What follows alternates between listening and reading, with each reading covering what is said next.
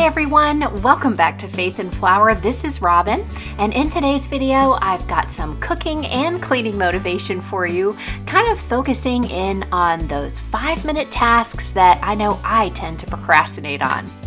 Fall weather has finally arrived here in Texas, and we are enjoying some crisper, cooler weather and some sort of blustery weather, which is typical around here this time of year. Leaves are starting to fall, but on a day like this, I'm not going to worry about the outdoor tasks. I'm just going to focus on a few things inside that I tend to procrastinate on, but don't really take a lot of time. I spent the morning running some errands and getting some tasks done in my office, and now it's lunchtime. So I'm going to put together an egg salad for Patrick and I for lunch. And it's funny because in my previous video where I talked about 5-minute tasks and procrastinating, I also made hard-boiled eggs. So I don't know what it is about that, but this time I'm using them to make a really simple egg salad. This dish is very simple, very easy, and something that I kind of crave every once in a while. So once I get lunch served, I'm going to start thinking about some tasks that I can get finished in a short period of time, the time between lunch and when I need to go pick up Peyton. So I'm just going to make a little mental list, and then I'm going to start in on those things.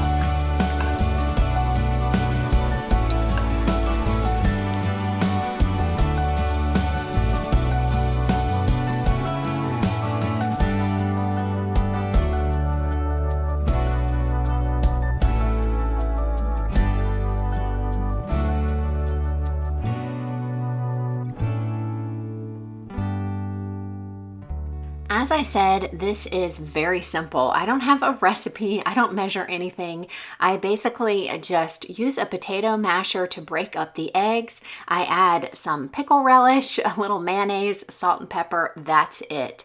Something that simple can really be appealing if you just take a couple minutes to pay attention to the presentation. And this is something that I learned from my mom. She always used to serve tuna salad, egg salad, things like that in a lettuce cup. So I did that, added a little fruit and some crackers on the side.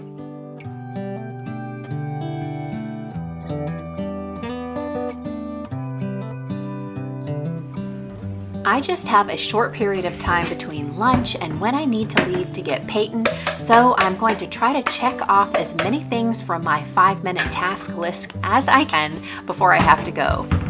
First, I'm going to clean out my handheld vacuum.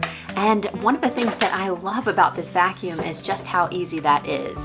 So there are two sort of filters on the bottom, and I just need to take those out and wash them with water, and I can wash the whole cylinder here with water as well. You're not supposed to use soap, but this gets all of that dust out of there, keeps it nice and clean, and it really does take less than 5 minutes to do. I've had this vacuum for several months now, and I really love it and highly recommend it if you are in the market for a new stick vacuum that converts to a handheld. This one is amazing. It's by Shark. I put it in my Amazon store, and you can find the link for that down in the description box. I love how easy it is to clean, but just beware, all vacuums are not created the same, so definitely read your manual to make sure that doing something like this is okay. They may have a different set of instructions for how to clean yours.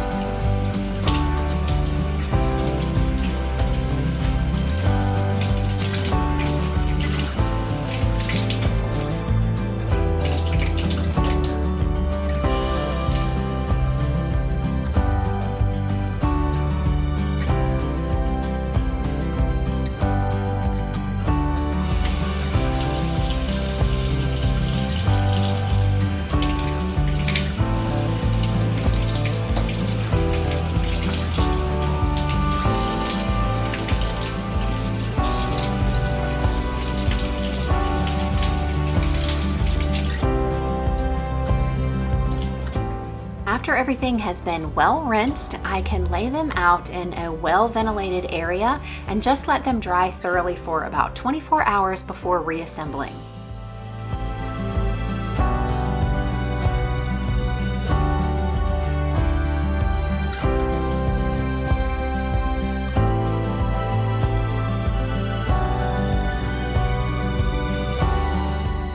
It's also time to clean my electric kettle. And to do this, I just put in 50% white vinegar and 50% water, fill my kettle about halfway, and then boil it. Once it reaches boiling, that will help remove all of the scale buildup inside, and then I can just rinse it thoroughly and it's good to go.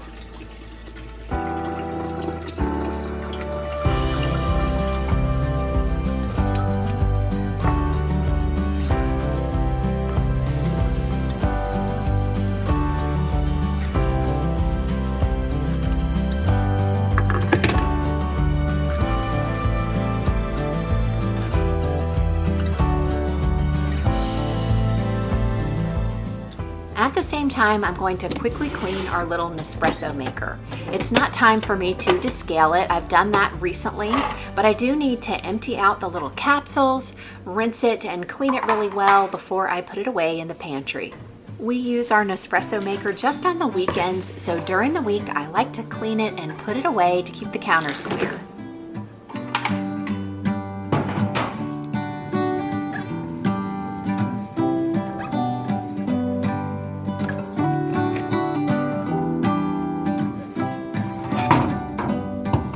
Instead of just pouring out the vinegar and water once it's reached a boil in the kettle, I'm going to make use of it to help me clean these parts of the coffee maker.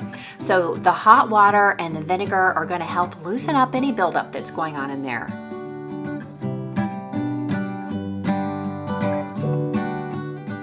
After rinsing with some fresh water, the kettle is ready to go, and it's a good thing because at this time of year, as the weather gets cooler, I'm going to want to use it even more to make tea. Let me know down in the comments what are some of the 5-minute tasks that you like to get done in your home when you have a few minutes of time throughout the day. I know everyone would really love to know, I know I would, and get some ideas about things that we could add to our list so when we have those pockets of time throughout the day, we can make the best use of them. If you are like me, these little 5-minute tasks are the things that I probably procrastinate on the most because I build up in my mind an unrealistic idea of how long they're going to take, and that's the perfect excuse not to get them done. But once you've compiled a little list for yourself, when you have those moments, it's easy to refer to that and make really good use of that time.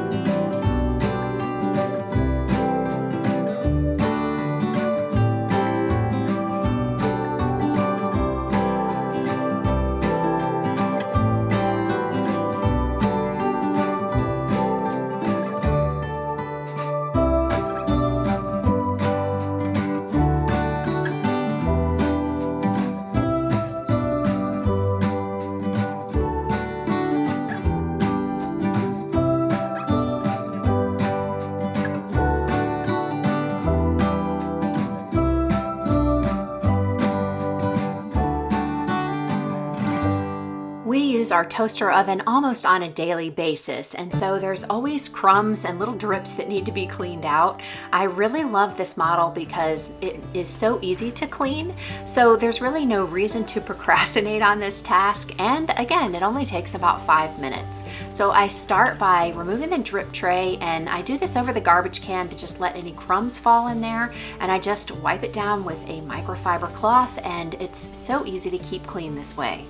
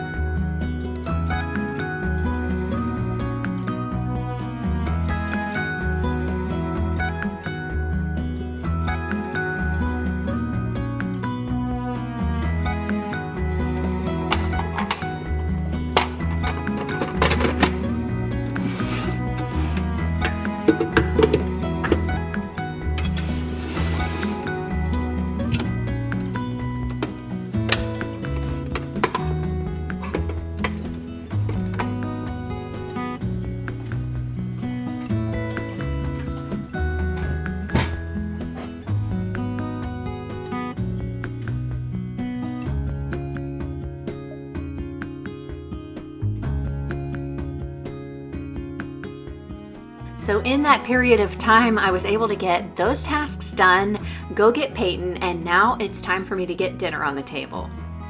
Thank you for hanging out with me until this point in the video, because I want to share with you a recipe that is one of Peyton's very favorite, and it is so easy. And I've modified it a little bit tonight to make it even easier. So it's called baked spaghetti. There are tons of different recipes, and it's kind of like a lasagna, but you just use spaghetti instead of lasagna noodles. All you'll need is a package of spaghetti. We use the Barilla gluten-free, that's our family's favorite, a jar of meatless spaghetti sauce, 2 eggs, a 1/3 cup of grated Parmesan cheese, 5 tablespoons of melted butter, 2 cups of cottage cheese, and about 4 cups of shredded mozzarella cheese. This recipe requires a little time in the oven, but it takes almost no time to assemble, so I like to put it together in the afternoon, and while it's baking, I can get other things done.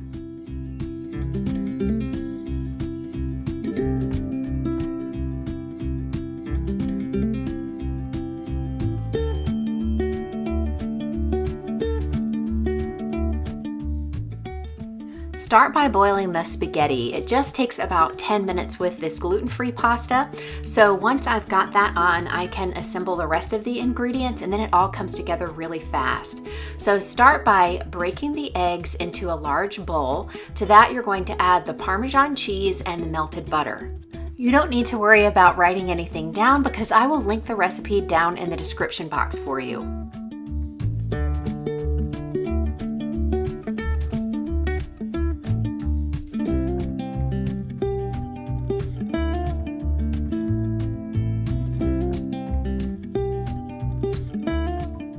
Whisk everything together until it's thoroughly combined, and it's not part of the original recipe, but I like to add about a teaspoon of Italian seasoning to just bump up the flavor a bit.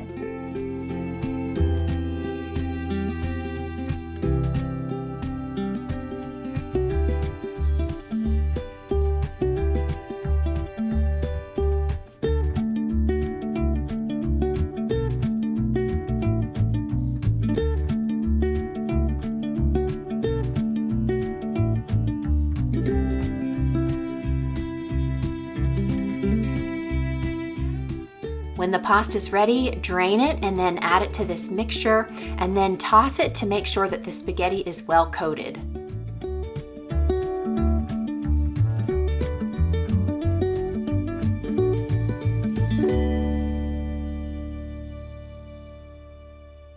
Place half of the spaghetti mixture in a greased 13 by 9 inch or 3-quart baking dish, then top with half of the cottage cheese, half of the meat sauce, and half of the mozzarella cheese, and then repeat the layers. The original recipe also calls for a pound of ground beef and a medium onion chopped.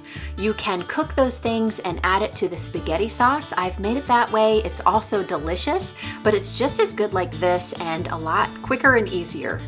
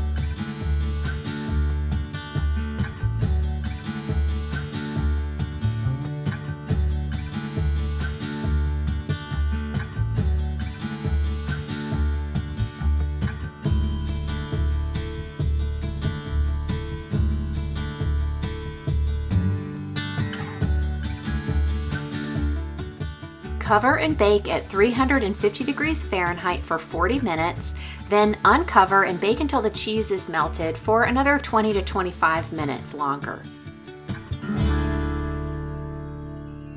You'll know it's ready when it's all golden and bubbly and your kitchen smells amazing. Kids love this dish, and it's a real crowd pleaser. Peyton still asks for it on a regular basis, and it couldn't be more simple. I just serve it with an easy side salad, and we are good to go. I hope that you were able to get some cooking and cleaning inspiration and motivation from today's video.